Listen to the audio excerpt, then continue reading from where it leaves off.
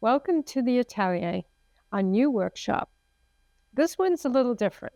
There are 4 video series as part of this workshop, and each video is a chapter.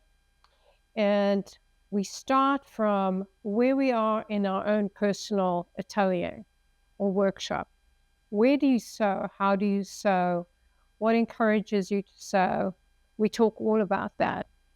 Instead of selecting garments and making them one after the other, we are going to explore the foundation of pattern making and learning how to create a block. From there, we go into more design factor. So we start thinking about what silhouettes we love, what works on our body, what do we love. Then we go further into our lineage, our culture, our history. Does that tell a story in any way in what we design and what cloth we choose? And then finally, we go into just curating the wardrobe that is all of our own.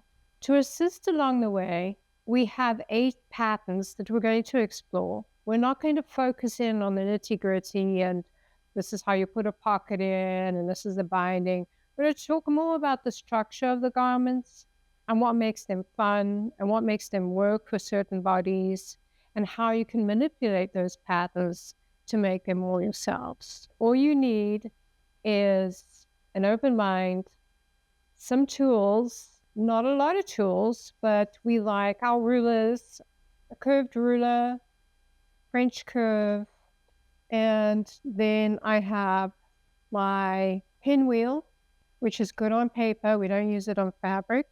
An owl.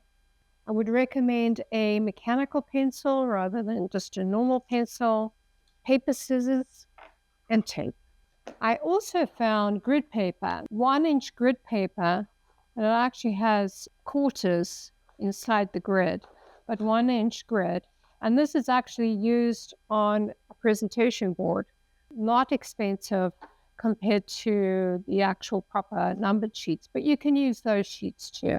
Highly recommend. You can use plain paper, but the grid paper is a collaborator in that it offers the straight lines, your 90-degree angles.